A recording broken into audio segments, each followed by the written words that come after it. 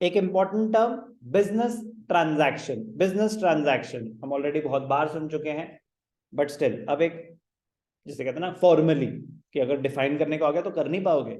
Although identification and measurement में क्या हो रहा था, हम आइडेंटिफाई कर रहे थे कि मेरी बिजनेस ट्रांजैक्शन कौन सी हैं। तो मुझे बताओ बेटा बिजनेस ट्रांजैक्शन क्या होता है। तो डिफाइन नहीं कर सकते कुछ चीजें जब तक आपने एक्चुअली उसकी डेफिनेशन ना कर रखी हो। तो what is a business transaction? An exchange of money, goods और सर्विसेज। डेफिनेशन यहां से शुरू हो रही है। Business transaction means a financial transaction. तो पहला क्राइटेरिया ही क्या हो गया?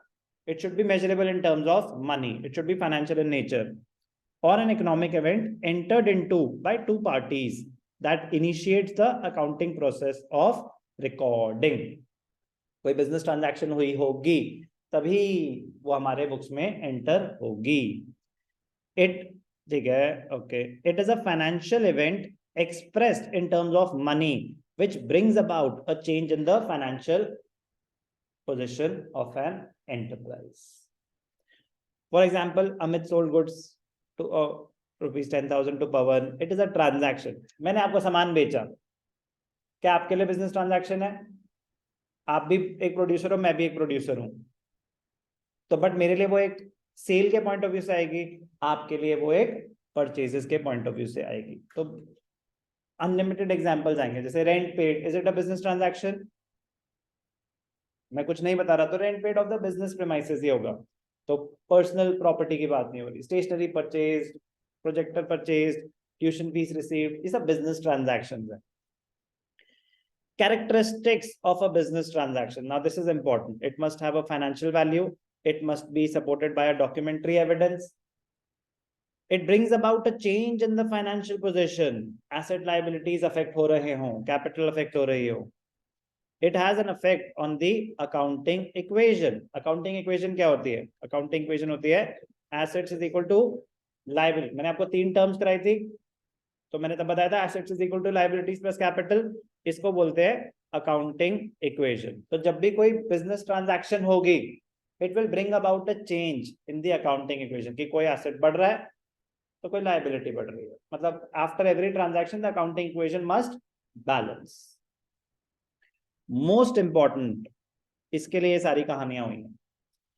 every business transaction that we enter into has two aspects. Every business transaction that we enter into has two aspects, the debit aspect and the credit aspect. क्या होता है debit? पता नहीं। क्या होता है क्रेडिट? पता नहीं। पता होने की जरूरत भी नहीं, अभी बिल्कुल भी नहीं। तो डेबिट रिसीविंग है एस्पेक्ट, क्रेडिट गिविंग एस्पेक्ट है, ये भी अभी इररेलेवेंट है, ये भी अभी इररेलेवेंट है। तो क्योंकि जब हम आगे बढ़ेंगे तो हमें दिखेगा कि कैश कभी डेबिट हो रहा है, कभी क्रेडिट हो रहा है।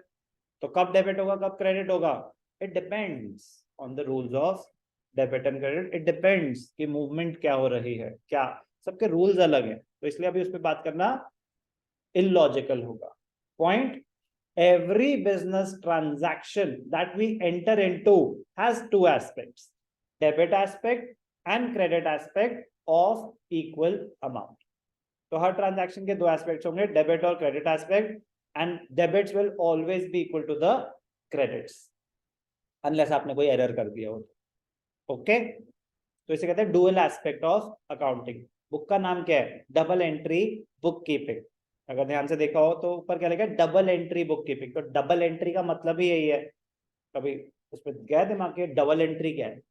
तो अभी बता रहा हूँ ना, डबल एंट्री का मतलब ही क्या होता है कि every transaction that we enter in, entry transaction, every transaction that we enter into has two aspects, debit aspect and credit aspect. तो हम जो अकाउंटिंग सिस्टम फॉलो कर रहे हैं वो डबल एंट्री सिस्टम फॉलो कर रहे हैं। तो डबल एंट्री का मतलब क्या होता है? Every transaction has two aspects, debit and credit. मैंने आपको बता दिया था कि किसका डेबिट होगा, किसका क्रेडिट होगा। ऐसी कोई बात हो गई थी ना कि एसेट्स लायबिलिटीज की, बस उतनी बेसिक इंफॉर्मेशन अभी पता होनी चाहिए। क्यों पता नहीं? एसेट्स और एक्सपेंसेस का सेम था, लायबिलिटीज, कैपिटल और रेवेन्यू। बेटा एसेट्स और expenses they have a debit balance, debit items होते हैं, liability, capital, revenue, credit items होते हैं। मैं अभी rules of debit and credit पे टच भी नहीं कर रहा, कुछ भी कोई बात नहीं। बिजनेस ट्रांजैक्शन का मीनिंग क्लियर? ठीक है सर, ये एकदम से बिजनेस ट्रांजैक्शन कहाँ से आ गई? ये तो चैप्टर 2 में है। तो मैंने बताया सीक्वेंसिंग, सीक्वेंसिंग, अभी पता चल जाएगा सीक्वेंसिंग का इम्पोर्टेंस।